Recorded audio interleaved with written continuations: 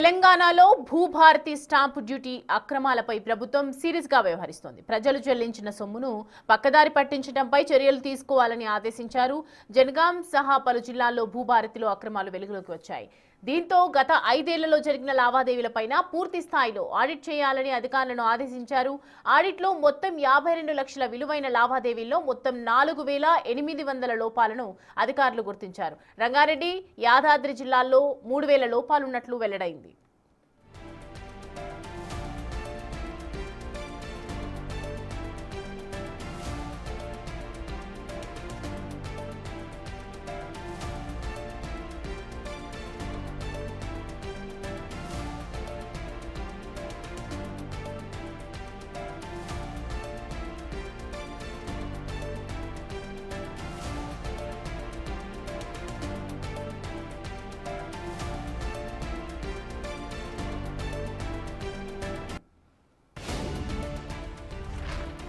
అయితే భూభారతి పోర్టల్లో సాంకేతిక లోపాలతో అక్రమాలకు పాల్పడినట్లు విచారణలో వెల్లడైంది.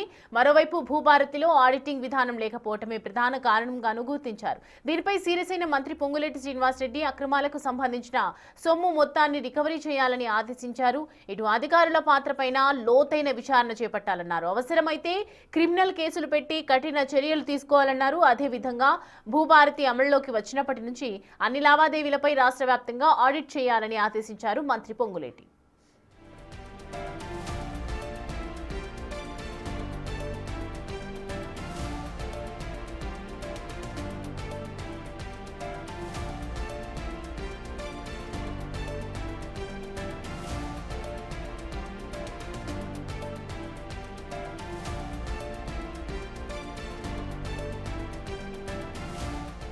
ఇదిలా ఉంటే జనగామ జిల్లాలో రైతులకు రెవెన్యూ అధికారులు ఊహించని షాక్ ఇచ్చారు. భూభారతి చలాన్ల స్కామ్ లో రైతులకు అధికారులు నోటీసులు ఇచ్చారు. ఆన్లైన్ నిర్వాహకులు కొట్టేసిన స్టాంప్ డ్యూటీ సొమ్ము మొత్తం చెల్లించాలని రైతులకు తహసీల్దార్ నోటీసులు జారీ చేశారు. 10 డాక్యుమెంట్లకు చెందిన 8.5 లక్షల కోట్ల రుసుములు చెల్లించి డాక్యుమెంట్ ను రెగ్యులర్ చేసుకోవాలని అమ్మిన వారితో పాటు కొన్నవారికి నోటీసులు పంపారు.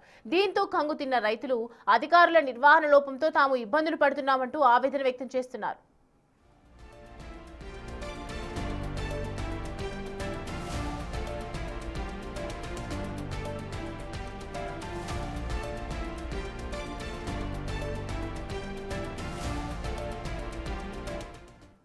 లో 24వ తారీఖు రోజు జరిగినటువంటి రిజిస్ట్రేషన్లను పరిశీలిస్తే చాలానాలో జరిగినటువంటి వ్యత్యాసాన్ని గుర్తించి ఆ జరిగినటువంటి వ్యత్యాసం మీద ఉన్నతాధికారుల దృష్టికి తీసుకుపోయి వాటిని ఉన్నతాధికారుల దృష్టికి తీసుకోవడం జరిగింది. తహసీల్దార్ రైట్, ఇదే అంశానికి సంబంధించి పూర్తి డీటెయిల్స్ తెలుసుకుందాం. ప్రతినిధి వాసు మనకి అందుబాటులో ఉన్నారు. వాసు, అధికారుల నిర్వహణ లోపం అని చెప్తూ ఉన్నారు రైతులు. అసలు ఏం జరిగింది, డీటెయిల్స్ చెప్పండి.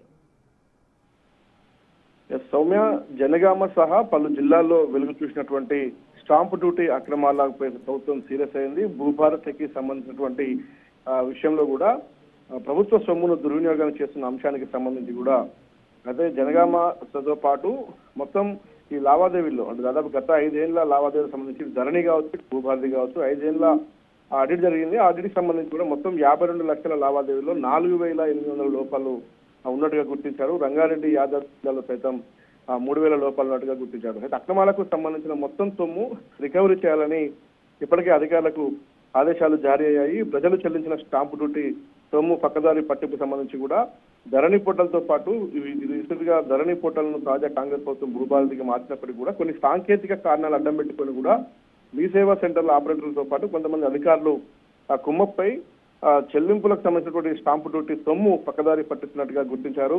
అయితే మొత్తం దీనికి సంబంధించి పూర్తి స్థాయిలో లోతైన విచారణకు ఆదేశాలు జారీ చేశారు. అవసరమైతే క్రిమినల్ చర్యలు పెట్టి కఠినంగా వాళ్ళపైన చర్యలు ఉంటాయని కూడా పొంగులేటి శ్రీనివాసరెడ్డి రెవెన్యూ శాఖ మంత్రి ఆదేశాలు జారీ చేశారు. ఇక అక్రమాల్లో అధికారులతో పాటు ఇంకెవరున్నా సరే వదిలిపెట్టే ప్రసక్తి లేదంటే కూడా ప్రభుత్వం అయితే సమగ్ర విచారణకు ఆదేశించి ధరణి అమల్లోకి వచ్చినప్పటి నుంచి అన్ని లావాదేవీలపై రాష్ట్ర వ్యాప్తంగా సమగ్ర ఆడిట్కు ఆదేశాలు జారీ అయ్యాయి. ఇక పూర్తి స్థాయిగా చలానా మొత్తం ప్రభుత్వం ఖాతాలో జమ అయిన తర్వాతనే రిజిస్ట్రేషన్ ప్రాసెస్ ముందుకు వెళ్లేలా ప్రభుత్వం చర్యలు చేపడుతుంది. గతంలో ఏదైతే లోపాలు ఉన్నాయో ఆ టెక్నికల్ గా ఏదైతే కొంతమంది అక్రమార్కులకు ఆ టెక్నికల్ ఇష్యూ ఏదైతే ఉందో దాన్ని సరిదిద్దే పనిలో ప్రస్తుతం రెవెన్యూ అధికారులు పడ్డారు.